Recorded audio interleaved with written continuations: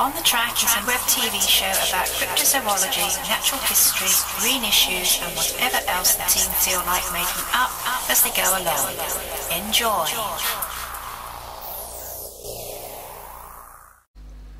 I think we're going to begin today's show with a bit of culture that's amusing. Take 3.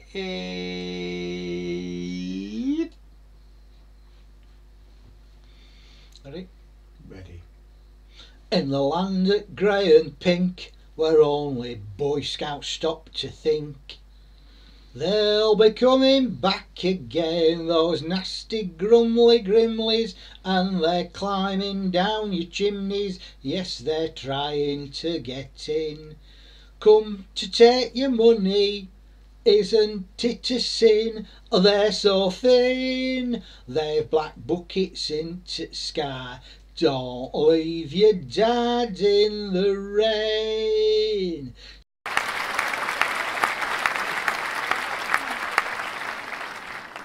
I really like the old credits.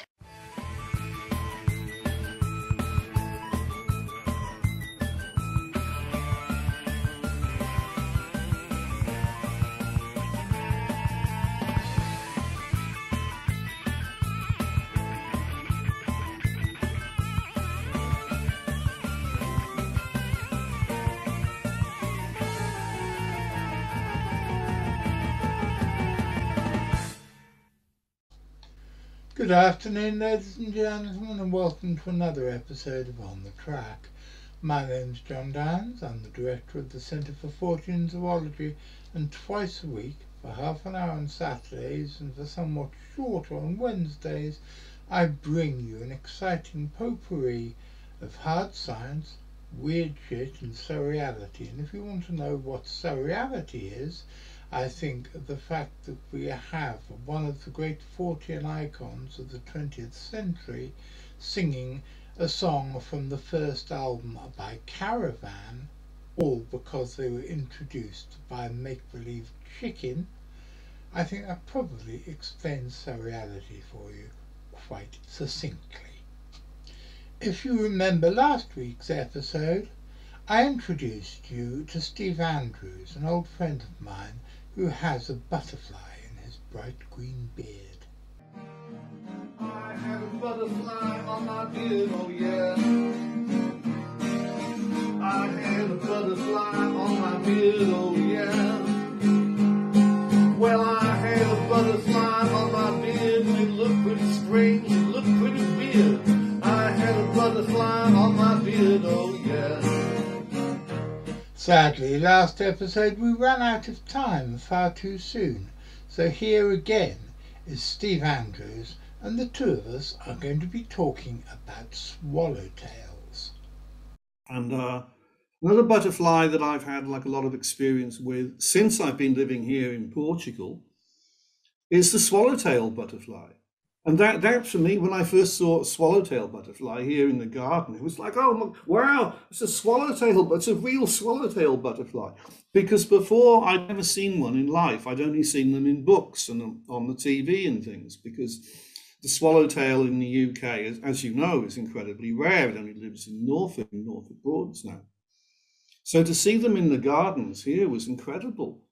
But then I learned something about them, which to me, and I put this in the book, I think this was kind of illustrating the Darwinian theories of evolution and adaptation, because I've seen something happening here in this town I live in Ginta de Conde, that the swallowtails here are only using the rue plant, which in Portugal they call aruda, and it's grown in many gardens because there's some superstition about how it keeps like evil away from the house or something.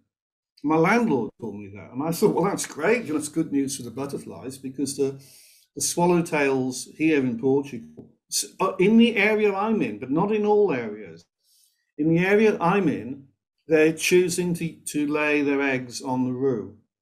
And there is fennel growing here. It does grow, in the wilds around here. It also grows in some people's gardens. But it doesn't do very well. For most of the year, It's too hot, too dry, it all shrivels up, goes brown, and it dies back down to the roots. So it's of no use to a butterfly. The rue is an evergreen plant. If it's growing in gardens, the chances are it's going to be watered as well. And the rue can grow right through the year here. So the swallowtail has got a source of its food plant right through the year. So what it does, like I was talking about monarchs, it has generation after generation. And it just keeps going. The only month that I've not seen swallowtails here is January. I've seen them every other month, including December. And they just go through the year. And the other thing which is remarkable about them is that there are two types of chrysalis. There are green chrysalises, which are for the spring and summer and the autumn. And then for maybe like the last months of December, January, February, the chrysalises are brown. And they need like a longer time before they hatch out. And you can actually tell this. You see, like if it's late autumn and you get a green chrysalis, you think, okay, that one is still going to hatch this year or maybe in a few weeks. If you get a brown one, you think that one is going to hang on now till the spring of next year. And how that comes about, I don't know. And why some you can get in the same generation, some are going to be brown ones that are going to hang on till the spring, and others which are going to be green, which are still going to hatch that year. So that's something that I've seen for myself happening with swallowtails here. And it's been just truly remarkable to see, how well this butterfly does over here.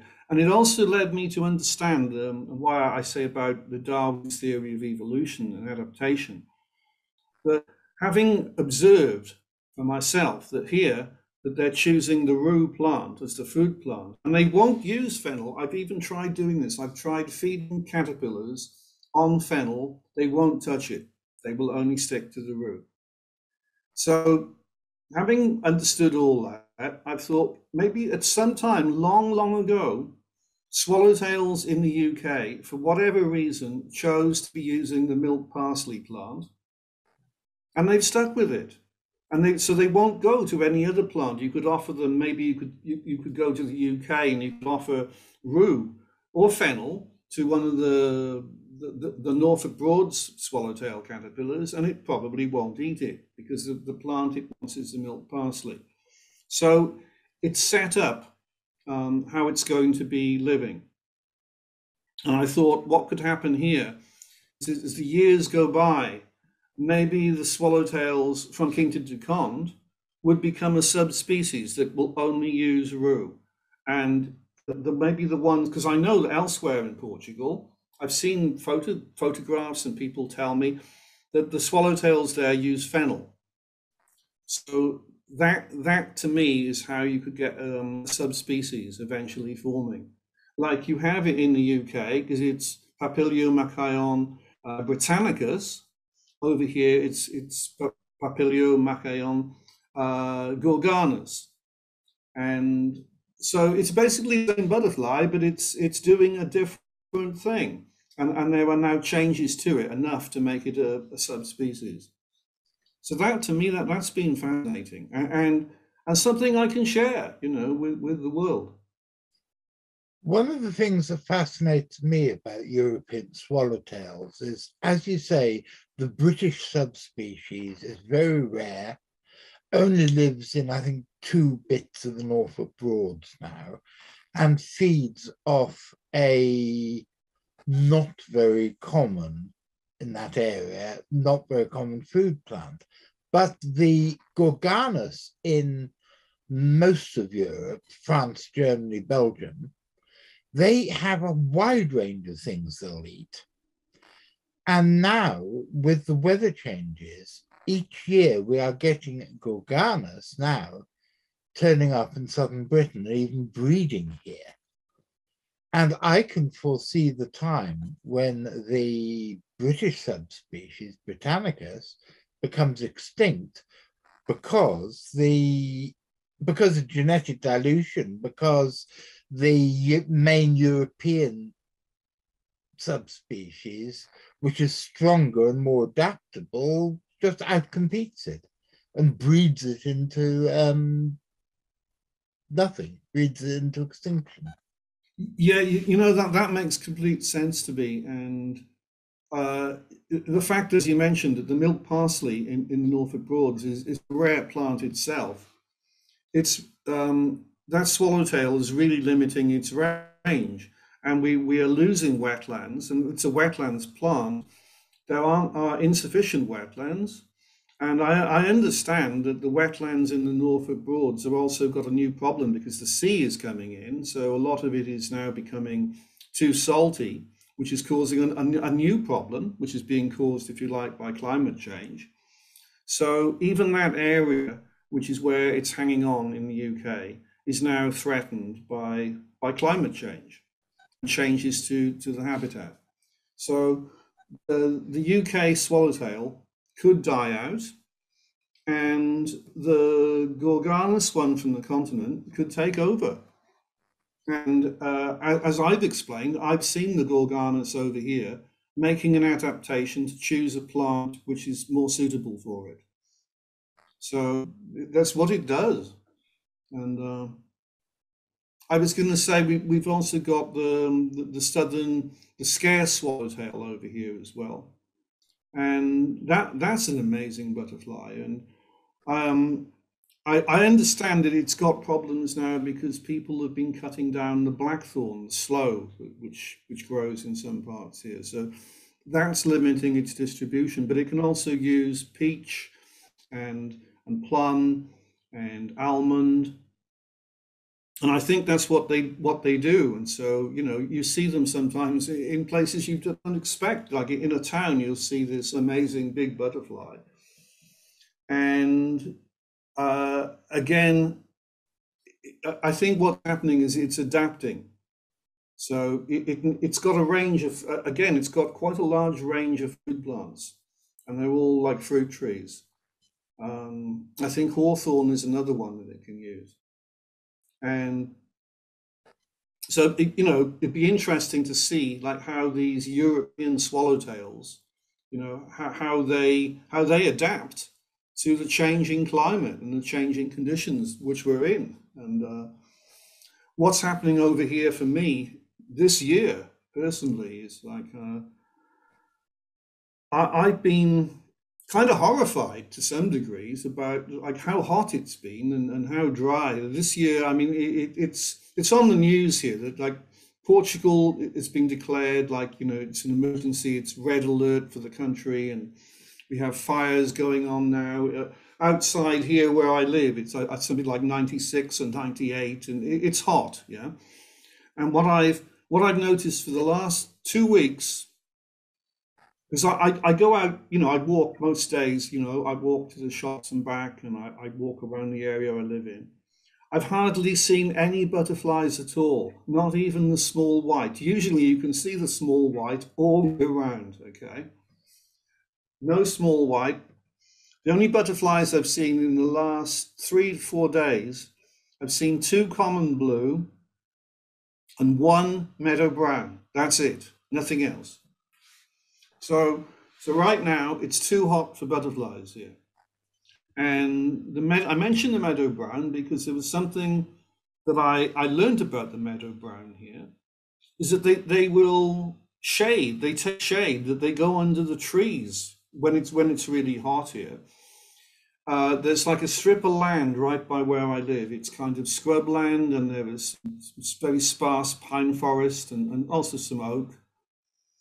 And there are, in the spring, it's fantastic for butterflies. I can go over there and I see red admirals, I see clouded yellows, I see green hair streak, I see swallowtails, I see speckled wood, I see the common blue, I see the small copper, and I could expect to see all those and maybe several, and the small white I mentioned earlier, the large white. And it's easy to see those butterflies. You can walk that strip of land now and you won't see anything. If you're lucky, you might, I swear I saw the common blue the other day. But what I've seen over there are the meadow browns going under the pine trees in the shade.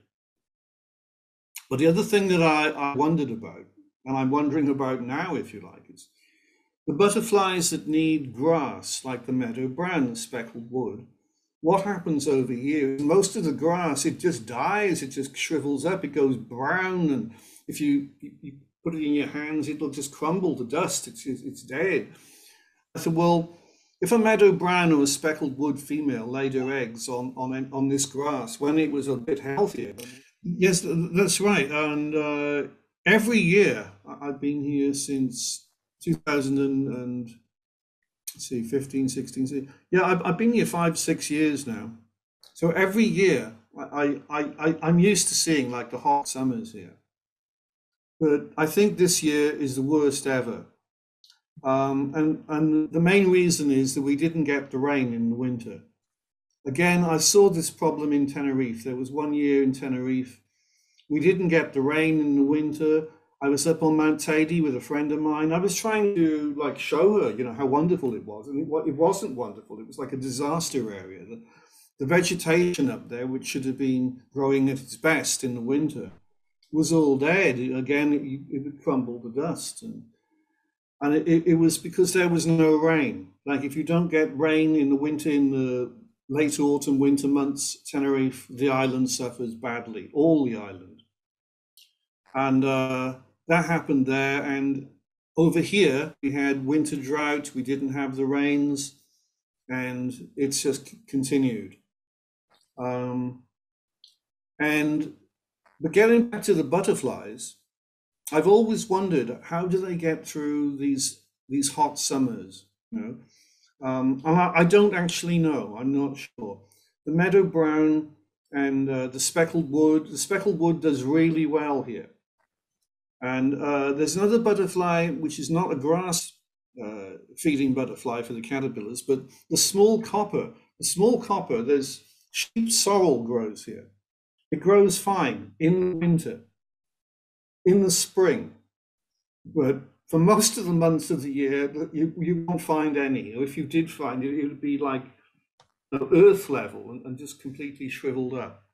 So I wonder, like, how does the small copper get through the year? It does. And I often wonder about how these butterflies that need a greener habitat, how they survive these hot, dry, brown, shriveled up vegetation months. And it's going to be interesting, you know, for me personally, to see, like, when we get the rains again, you know, whenever that happens, you know, and the sooner the better, you know, how many butterflies are going to be here. And I mention in my book, and I mention just in general if I'm talking to people about having butterflies, that there's a whole lot of butterflies that eat grass. I'm sure you know, John, you know, there's a lot of butterflies that the caterpillars eat grass, right? People think about, you know, you want to grow some flowers in your garden for butterflies. People think too much about the flowers. We need the food plants as well. And for the butterflies in the UK, like, you know, where you are, I'm just thinking of the butterflies that need grass. We've got the meadow brown, I just mentioned, the gatekeeper, speckled wood I mentioned earlier, the marbled white, the ringlet. All of those are butterflies that need grass. So what I'm trying to say, and what I say to people, is that even growing a patch of grass in your garden, let it grow long, that can help the butterflies. Over here in Portugal, it could be a massive help. For example, like if I was a female butterfly, speckled wood or a meadow brown in this hot summer we're having here, and I chanced to fly into, you know, a street in a town, and there was a garden where someone had left some grass grow, and maybe had even watered it, because people still water plants here. It'd be, oh, wow, fantastic, this is the plant I need, you know. It'd be some grass. Because if it flies about in the wild habitats, there's nothing there. It's just all brown and dead. So I think growing grass, a patch of grass in the garden, can benefit, you know, a lot of butterflies. And with that sage advice, sadly the conversation had to stop. because one is only allowed 40 minutes at a time on a free Zoom call, and I'm too much of a skinflint to be able to go professional on it. So I promise you we will be having Steve back on very soon, because he is a fascinating guy and I could talk to him quite happily all day about butterflies, moths and the general future of life on this planet. I found what he had to say about potential speciation in swallowtails incredibly interesting. And I would bet my bottom dollar that he's completely and utterly right. But now we have to move on. As you probably noticed if you follow these shows regularly, I have a hobby of collecting strange friends. And I'm now going to introduce you to another one of my old dear and slightly peculiar friends. He's a guy called Mike Davis. 40 years ago this summer I was driving through Starcross, a little village in South Devon, on the road between Dawlish, which is where I was living at the time, and Exeter, which was the main flesh pots, and I wanted to go shopping. Driving through Starcross, I saw this alternative hippie type with a guitar over his shoulder hitchhiking through the village. And as at the time I was doing my best to become the Brian Epstein of South Devon and have a great roster of talented artists under my management, I slowed down, I picked him up, and we've been friends ever since. As you probably are aware, as well as my career in cryptozoology, I've been working within the fringes of the music business for the last 30 or 40 years. And over that time I have worked with some very famous and very talented singers and songwriters. But I truly believe, and this isn't hyperbole, I truly believe that Mike Davis is the most talented songwriter that I have ever met. I think he's up there with Lou Reed and Buddy Holly as one of those rare people who can take 3 chords that everybody knows and make something completely new and completely fresh for them. So, Mike, tell me about the song. How did it come together and why? Well, John, I've always been an animal lover, as you know, and way back years ago, I had a pair of zebrafinches, which I loved very much, and one of them unfortunately passed away, and it was only a matter of a couple of days before the other followed, and they was R and Z. And I wrote this song in memory of them. Life goes on, onward and upward.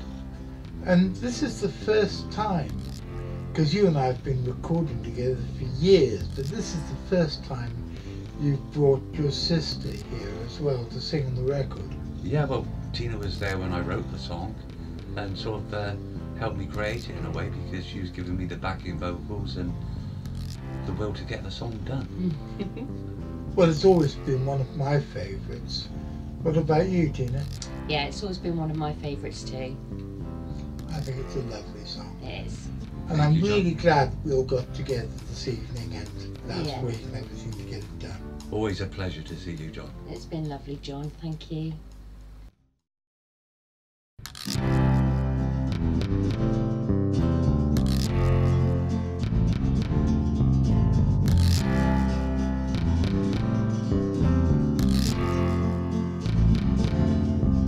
I stand here looking at a wooden box, thinking of you. Carnations as your pillow, I'm thinking of you. But I don't ask myself, why did she die? 'Cause I know you're up there still, getting so high. But I wanna know, yes, I wanna know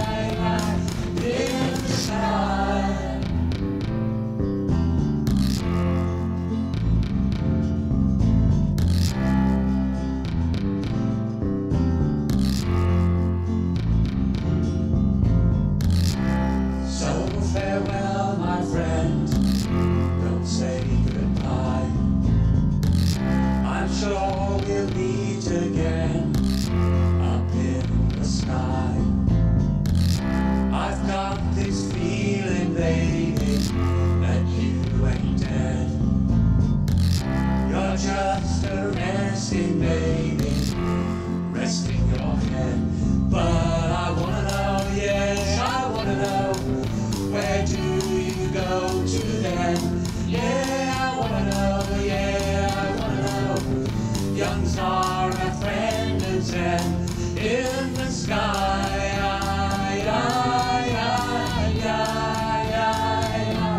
In the sky.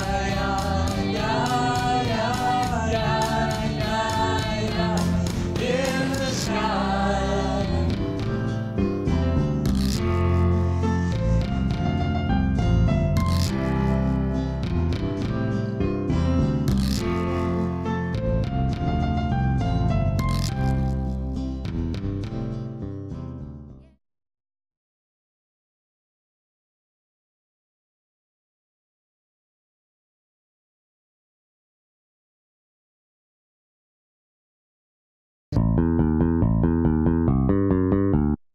If you want to support us and help us make more content like these, please press like, subscribe, follow our Facebook page and check out our Patreon.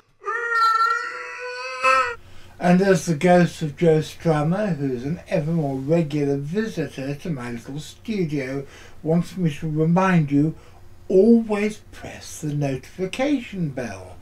Otherwise you won't be told when there's a new show to watch. And that would be an awful pity, wouldn't it? And that, ladies and gentlemen, is just about it. I'm having my tea and then I'm going upstairs and I'm going to be watching the debate amongst the Prime Ministerial hopefuls, and I'm going to be watching it with Miss Maxine. We're both going to be laughing at what idiocies these people spout in their pursuit of power. I want to say a big thank you to Steve Andrews and to Mike Davis and Tina Fry and to Louis, my producer, and to Graham, who looks after me so incredibly well, and to Maxine, Miss Maxine, for being Miss Maxine. So, we'll be back again on Saturday. I have no idea what's going to be happening on Saturday because I've now run out of all my bright ideas. We're going to be back on Wednesday as well. So, if you're going to be there to watch it, I'll be seeing you.